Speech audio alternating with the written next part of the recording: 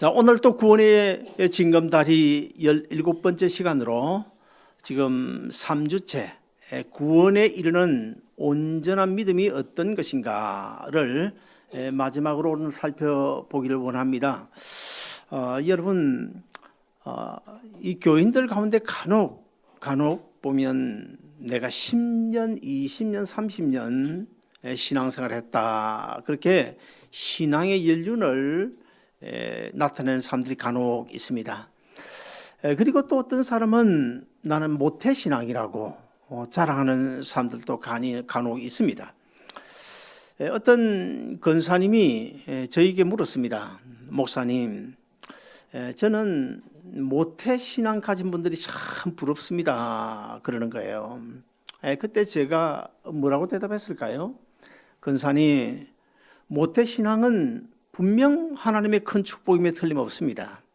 그러나 모태신앙보다 더 큰 축복이 있는데 그것은 바로 권사님처럼 내가 처음 예수 믿고 내 자손들에게 믿음의 조상이 되어주는 것, 그것이 사실은 더 큰 축복입니다. 그렇게 제가 대답한 적이 있습니다. 그렇습니다. 모태신앙은 분명 큰 축복임에 틀림없습니다.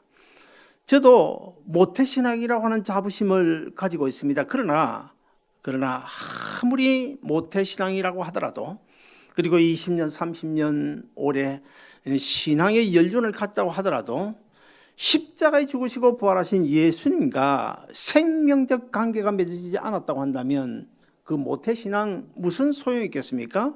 10년, 20년 신앙의 연륜 또한 무슨 소용이 있겠습니까? 그리고 또 어떤 사람은 기도 많이 한 것을 자랑하는 사람들이 있어요. 그리고 성경 구절을 많이 알고 있는 것을 자랑하는 사람들도 있습니다.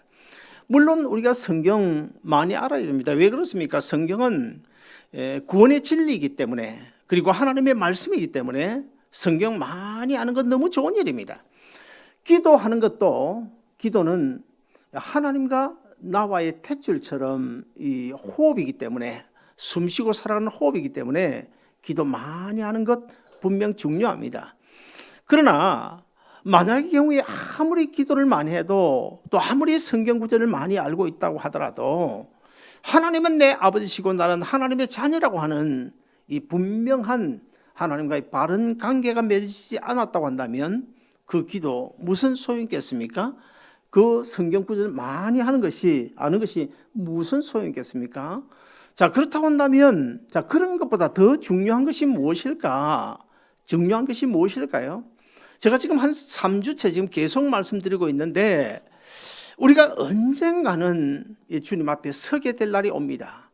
우리가 언젠가는 주님 앞에 서게 될 날이 오는데, 자, 주님 앞에 서게 될 때 주님께서 이 세상의 심판주로 재림하시게 되면 우리 한 사람 한 사람 김아무개 박아무개 이름 불러 호명하여 천국으로 들어가게 할 텐데, 그때 정말 주님으로부터 내 이름 불림 받을 수 있는 이것이 사실은 모태신앙보다, 아니면 신앙의 연륜보다, 성경을 많이 아는 것보다, 기도 많이 하는 것보다 사실은 더 중요한 것입니다.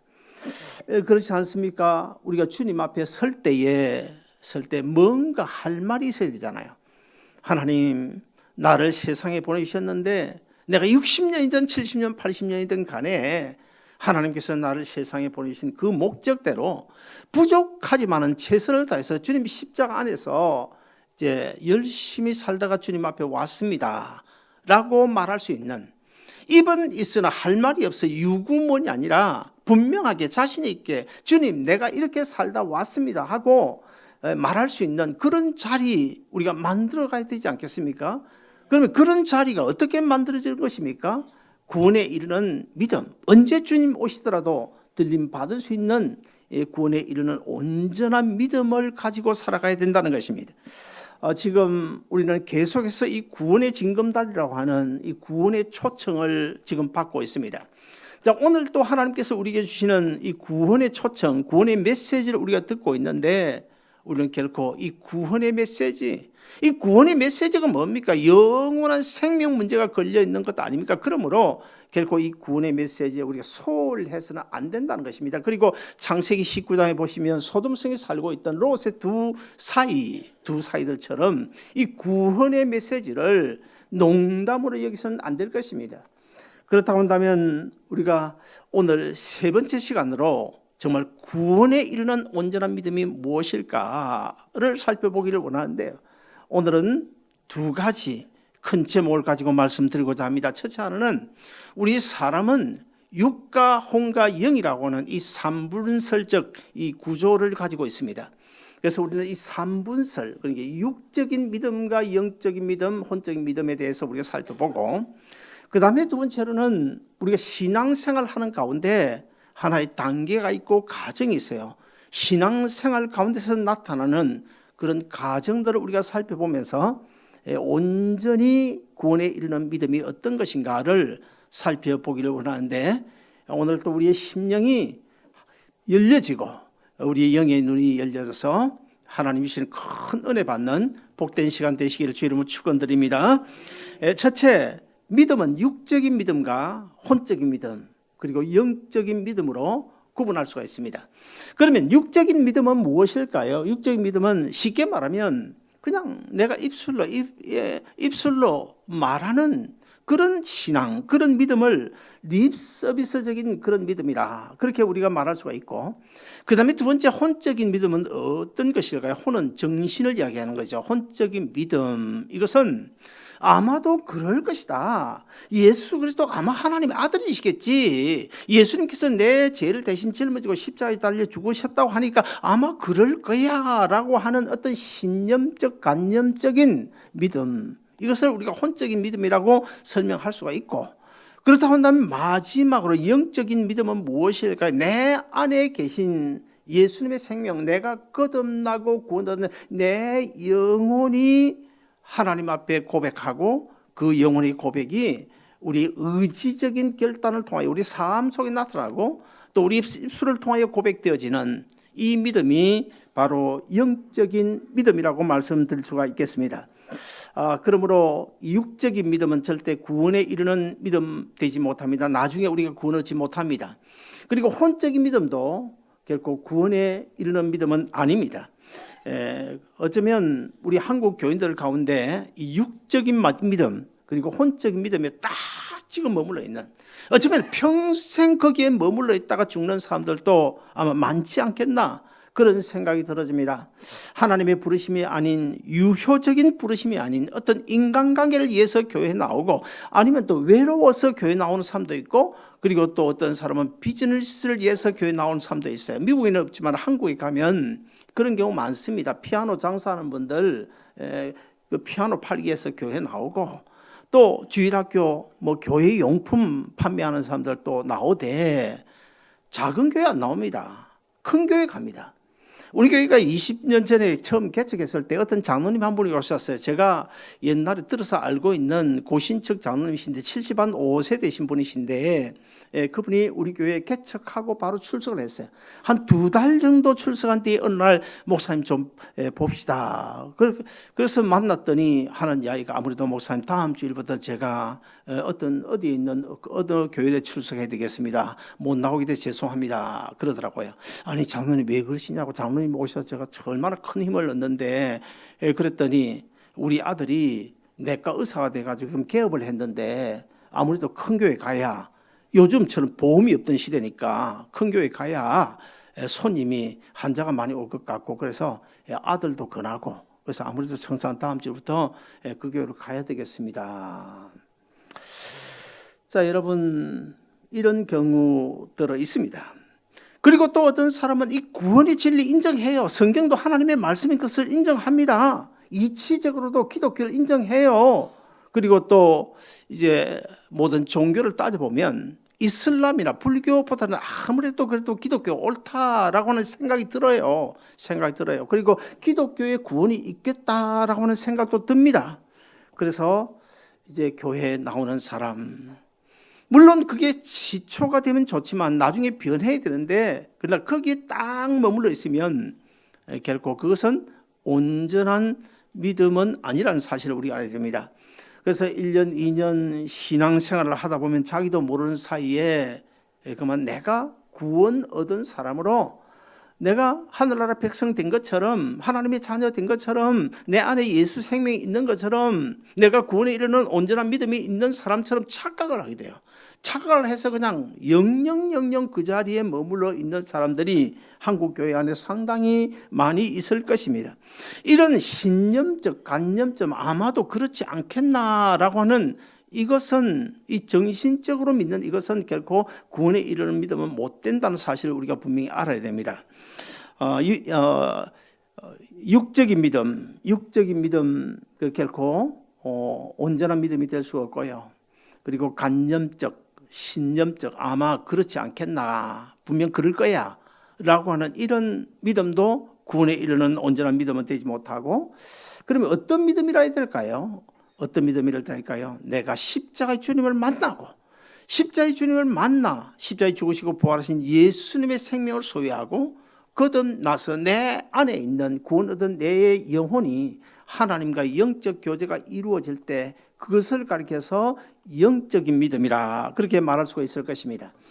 우리가 살고 있는 이 지구상에는 아마도 수없이 24시간 수없이 많은 찬양이 불려지고 있습니다. 여러분 어떻게 생각하십니까? 그 많은 찬양들이 다 하나님 앞에 올려진다고 생각하십니까? 하나님께서 그 많은 찬양들 하나하나 다 받으신다고 생각하십니까? 저는 그렇게 생각하지 않습니다. 그 많은 찬양들 하나님께서 분명 듣고 계시긴 하실 거예요. 그러나 듣는 것하고 받으시는 것은 다르지 않습니까? 그래서 성경에도 보면 돌멩이나 땅이 하나님께 부르짖을 때 그것도 하나님께 들으신다고 그랬어요. 그러나 받으시는 건 아니잖아요.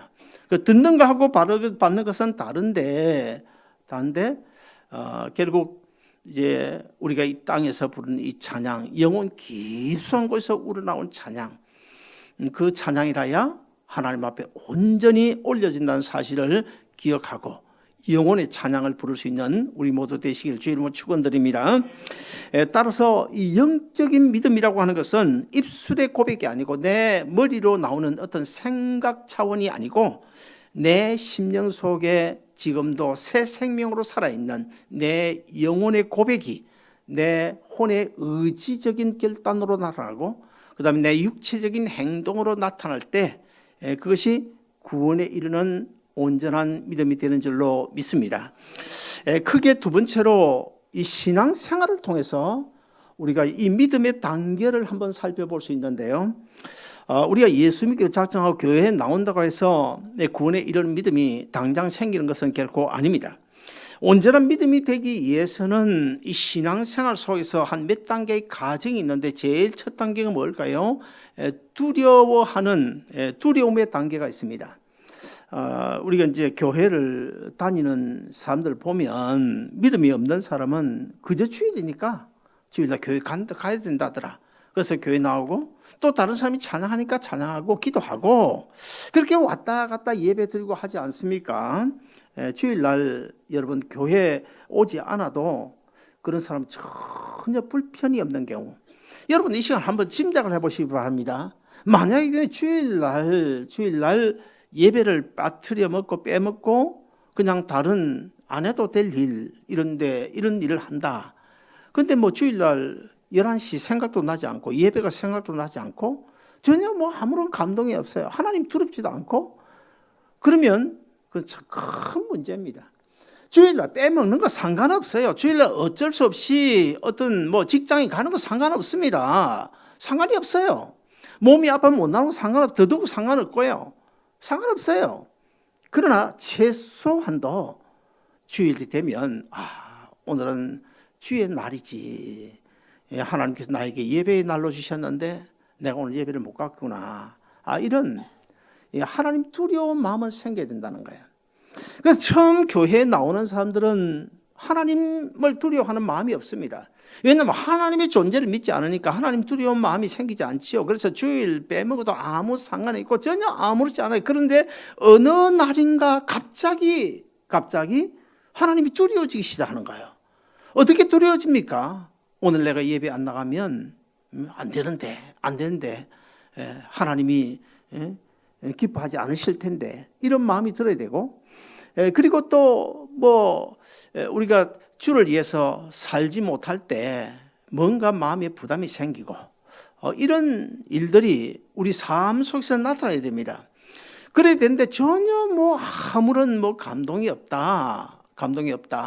이런 경우는 진짜 문제입니다. 그건 아예 두려움의 단계까지도 들어서지 못했다고 볼 수 있는데요. 우리 믿음의 가장 처음 초보적인 단계가 바로 하나님을 두려워하는 두려움의 단계가 됩니다.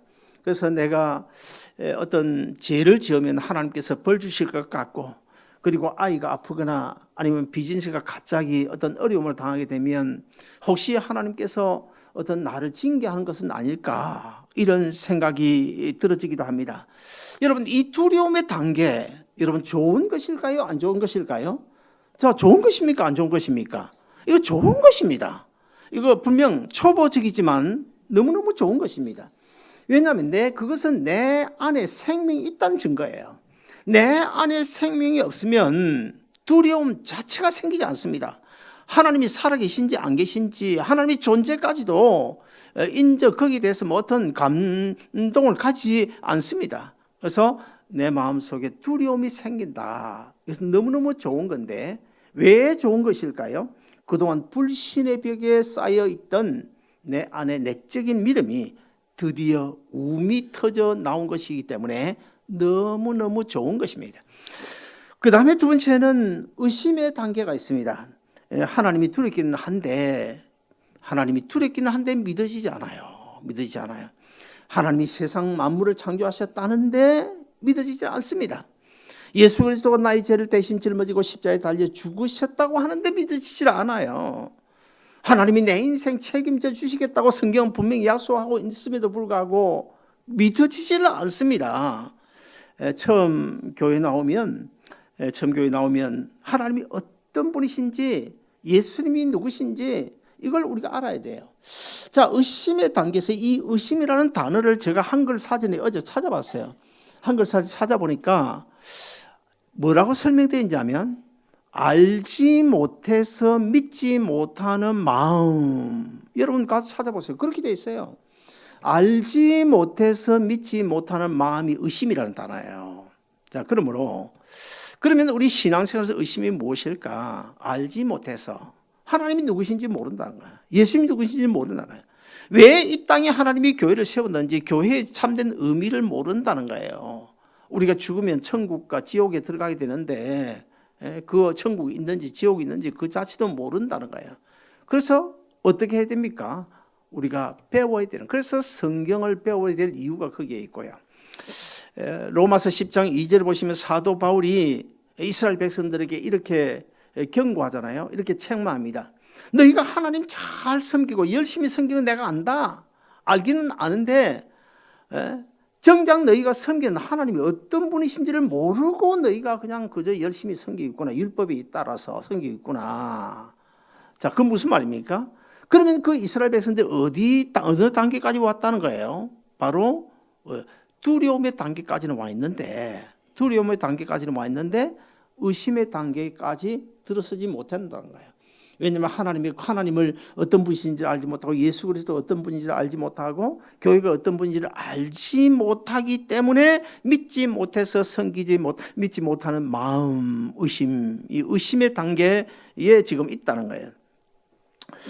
사랑하는 여러분, 자, 이렇게 처음에는 두려움의 단계가 있고, 그 다음에 두 번째는 의심의 단계가 있는데, 두려움의 단계를 지나서 의심의 단계에서 한 발짝 더 나아가는데, 그 다음 단계가 뭘까요? 의문의 단계입니다. 의문의 단계. 교회 출석해서 1년, 2년, 3년, 4년 세월 가면서 성경도 1독 정도 이독하고, 그리고 교회가 어떤 곳인지, 하나님이 누구신지, 예수님이 왜 십자가에 달려 죽어야 하시는지, 이런 것을 이제 하나 둘 배우게 되면 이제는 의심의 단계에서 벗어났어요. 분명 의심의 단계에서 벗어나요. 하나님이 살아계신 믿어집니다. 예수 그리스도가 나의 구주로 믿어집니다. 그리고 사후 세계인 천국과 지옥이 있다는 사실도 믿어집니다. 그런데 어느 날부터 문득 의문이 생기는 거예요. 이것도 의문이고 저것도 의문이고 이것도 참 이게 어떻게 된지 잘 모르겠고 알고 싶고 저것도 알고 싶고 하는 의문의 단계가 있습니다. 아마 여기 여러분 가운데도 그런 경험을 해보신 분들이 있을 거예요. 그래서 의문이 될 때 믿음 좋은 장로님에게 한번 물어볼까? 아니면 목사님에게 한번 물어볼까? 이런 자꾸만 의문, 퀘스천 마크가 생기는 거예요. 여러분 요한복음 20장에 보시면 거기에 도마 이야기가 나옵니다. 예수님께서 십자가에 달려 죽으시자 제자들이 그냥 겁을 집어먹고 그냥 꽁꽁꽁 숨었어요. 어디 숨었습니까? 어떤 한 다락방에 숨었습니다. 다락방에 숨어서 어쩔 줄 몰라 하고 있는데 갑자기 그 문이 닫혀 있음에도 불구하고 예수님께서 나타나셔 들어오신 거예요. 샬롬 평안이냐 하면서 예수님 찾아오셨어요. 그래서 제자들이 깜짝 놀랄 것 아닙니까? 근데 그 자리에 이 도마 제자는 없었던 것 같아요. 나중에 이제 거기에 참석했던 예수님을 만나보았던 그 제자들이 도마를 만나가지고 아니 도마 너 어디 갔었어? 어제 밤에 우리가 그 다락방에 모여 있는데 예수님 부활하신 예수님이 오셨던데 그랬더니 이 도마가 어떤 반응을 보입니까? 도마가 성경에 보면 내가 예수님께서 못 박힌 그 못자국 난 그 손 내가 만져보지 않으면 믿지 않을 거야. 안 믿어 나는. 예수님께서 창에 옆구리를 찔렸는데 물과 피를 쏟은 그 옆구리 내가 만져보지 않으면 내가 믿지 않을 거야. 이런 이야기를 합니다. 여러분 어떻게 생각하십니까? 이 도마가 진짜 예수님이 십자가 죽으시고 부활하신 것을 진짜 믿지 않았을까요? 저는 그렇게 생각하지 않습니다. 많은 신학자들이 믿지 않았다고 말하고 있는데 저는 그렇게 해석하고 싶지 않아요. 왜냐하면 지난 3년 동안 예수님께서 십자가에 달려 죽으실 것도 분명히 여러 차례 말씀하셨고 그리고 요나 사건을 들어서 3일 만에 내가 부활할 것이라는 것도 예수님께서 이미 예고를 하셨고 그리고 예수님께서 십자가에 달려 죽으신 것도 보았고 거기에 이제 흑암의 건세가 그냥 예수님 십자가에 달려 운명할 때 그냥 막 캄캄해 온 천지가 캄캄해지면서 어떻게 막 바위가 터지고 무덤이 터져서 죽은 사람이 살아나는 이런 것도 분명히 보았고 들었지 않습니까? 그래서 이 도마의 마음 속에는요, 예수님이 부활할 것이다, 부활한다는 사실을 믿지 못했다 저는 보지 않아요. 왜 그런가 하면요, 자 우리 가운데도 그런 사람들 간혹 있잖아요. 이 성격이 기질이라는 것이 있어요. 기질이. 어떤 사람 보면요 무조건 안 믿어요. 이 말을 해도 안 믿고 저 말을 해도 일단 반대부터 합니다. 그런 사람 있잖아요. 일단 반대부터 해놓고 차근차근 그 다음에 이제 뭐 이렇게 또 믿든지 이런 사람 있잖아요. 이와 똑같이 이 도마도요, 성경에 나타나는 이 도마를 우리가 연구를 해보면 도마는 충분히 그런 기질을 가지고 있었습니다. 그래서 도마는 일단 의심부터 해보는 거예요. 일단 의심부터 하는 거예요. 그래서 예수님이 부활하신 사건을 아예 믿지 않았다고 저는 보지 않고요. 정말 예수님 부활하셨을까? 한번 내가 확인해 봐야 되겠다. 이런 의문을 가진 그런 그렇다고 저는 그렇게 보지 아예 믿음이 없었다. 그렇게 보지는 않습니다. 자, 그렇다고 한다면 이 도마처럼 어떤 문제에 대해 의문을 가진다. 성경을 읽으면서 이해가 안 돼서 이게 무슨 뜻일까? 의문을 가진다. 이게 의문을 가지는 이 단계 좋은 것입니까? 안 좋은 것입니까? 좋은 거죠. 무엇보다 좋은 것입니까? 의심의 단계보다 좋은 것이고 그 앞에 최초의 두려움의 단계보다는 더 훨씬 좋은 거죠. 훨씬 좋은 거죠. 그렇지 않습니까? 자, 이제 마지막으로 이 의문의 단계를 벗어나서 확신의 단계가 있어요. 확신 단계. 제가 목회를 하면서 참 안타깝게 여기는 것은 우리가 설교를 뭐 한두 번 듣습니까? 10년, 20년, 30년 설교를 들으면서도 전혀 그 믿음이 변화가 되지 않고 언제나 그 자리에 딱 머물러 있다는 거예요. 거기다 더 제가 안타깝게 느끼는 것은 나는 분명히 십자가에 죽으신 예수님을 만났는데 어떤 사건 속에서 어떤 지금까지 살아온 인생 가운데 여러 번 주님을 만났는데 내가 만난 주님을 아직도 믿지 못하는 우리 어떤 성도들에게 딱 눈앞에다가 보여주면 좋겠는데 그걸 할 수 없는 인간적인 한계, 이것 때문에 제가 굉장히 괴로움을 느낀 적이 있습니다. 예수님의 제자 도마는요, 주님 십자가에 못 박힌 그 못자국 난 거기에 내가 만져보지 않냐면 믿지 않겠다. 옆구리에 내 손을 넣어보지 않으면 믿지 않겠다. 여러분, 도마가 그 못자국 만져보지 않았다고 해서 그 예수님의 팔에 손에 못자국 없습니까? 예수님께서 옆구리에 손 넣어보지 않았다고 해서 창에 찔린 자국이 없습니까? 도마가 부활을 인정하지 않는다고 해서 이 예수님 부활하지 않은 것입니까? 도마가 손 넣어보지 않아도 예수님 못자국은 있고요. 도마가 예수님 옆구리에 손 넣어보지 않아도 옆구리에 창자국은 있고요. 도마가 아무리 나는 예수님 믿지 않는다, 부활하신 예수님 믿지 않는다, 인정하지 않는다고 해서 부활하지 않은 것입니까? 아무리 인정 안 해도 이 지구상에 지금 75억이 넘는 사람들이 살아가고 있는데 그 75억 되는 모두가 다 믿지 않아도 예수님 부활하신 거예요. 사랑하는 여러분, 이제 우리는 한번 좀 점검을 해봐야 됩니다. 내 신앙의 단계가 지금 어디까지 와 있나? 확신의 단계에 와 있습니까, 여러분? 의심의 단계까지 와 있는 것은 아닙니까? 의문의 단계까지 와 있는 것은 아닙니까? 아니, 이제 초보적인 단계, 하나님이 조금 두려워진다, 두려움의 단계에 딱 멈춰 있는 것은 아닙니까? 그래도 다 좋은 것입니다. 아예 두려움도 없다. 그러면 엄청난 문제가 있지만 하다 못해 두려움이라도 느낀다. 그 단계까지 와 있다. 그럼 참 좋은 것입니다. 여러분, 걱정할 필요가 없어요. 아직도 예수 그리스도가 나의 구주로 믿어지지 않습니까? 아직도 주님께서 나와 나의 손 꼭 붙잡고 주님과 나 사이 사랑의 줄로 연결되어져 있다는 사실 믿어지지 않습니까? 이제 말씀을 정리하겠습니다. 저는 지난 3주 동안 이 구원에 이르는 믿음, 구원에 이르는 온전한 믿음이 무엇인지를 지금 다각도로 분해를 해서 설교를 했는데요.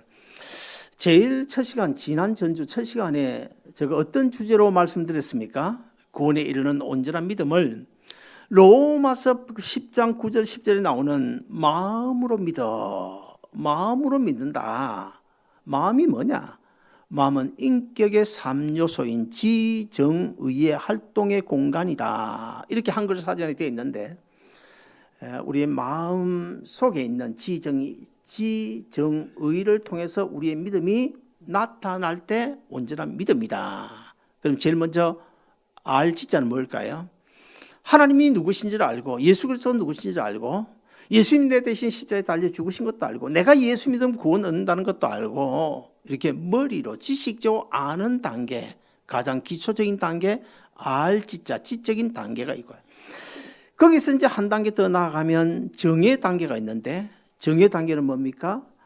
주님께서 십자가 달려 죽으신 그 십자가 바로 내 죄 때문에 십자가 달린 거구나.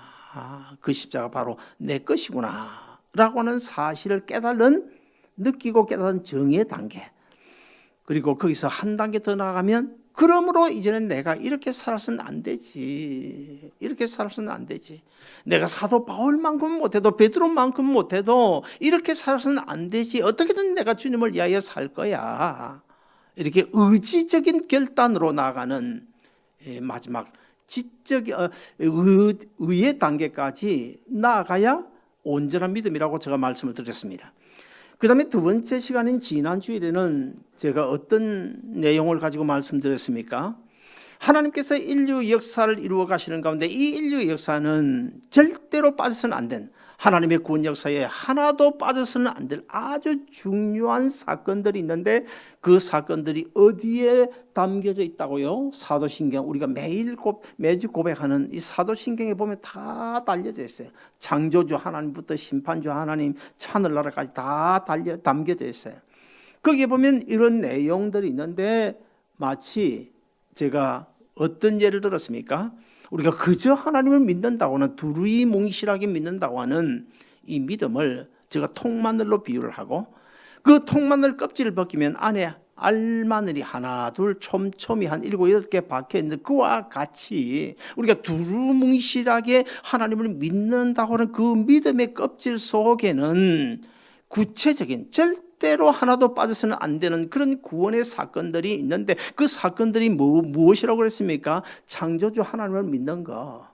인간의 몸을 입고 이 세상에 오신 인카네이션, 성육신 사건을 우리가 믿어야 되고 십자가 대속의 사건을 믿어야 되고 3일 만에 부활하신 부활도 믿어야 되고 그리고 40일 계시다가 하늘나라로 승천하신 승천도 믿어야 되고 그리고 심판주로 재림하실 그 심판과 재림주도 믿어야 되고 그리고 나중에 우리가 들림받아 영원한 천국에 들어가서 영생할 수 있는 천국과 영생에 대한 것도 하나도 빠짐없이 다 믿어야 7가지는 믿고 1가지는 안 믿어도 온전한 믿으면 안 된다.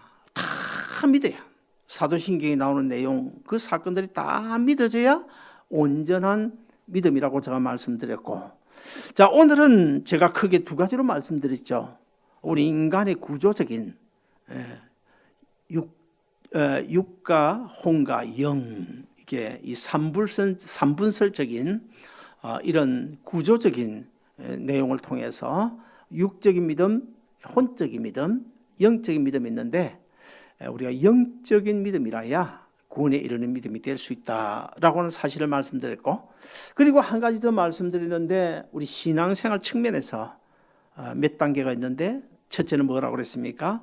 하나님이 갑자기 어느 날 두려워지는 이 두려움의 단계 거기서 한 발짝 더 나가면 두렵지는 않은데 이것저것 의심이 생기는 의심의 단계가 있고 의심의 단계에서 하나 더 나아가면 의심은 안 되는데 믿어지긴 한데 이것도 궁금하고 저것도 궁금하고 그래서 믿음 좀 장로님이나 목사님이 물어보고 싶은 이런 경우 그런 믿음이 있고 그리고 그 다음 최종적으로 뭐라고 했습니까?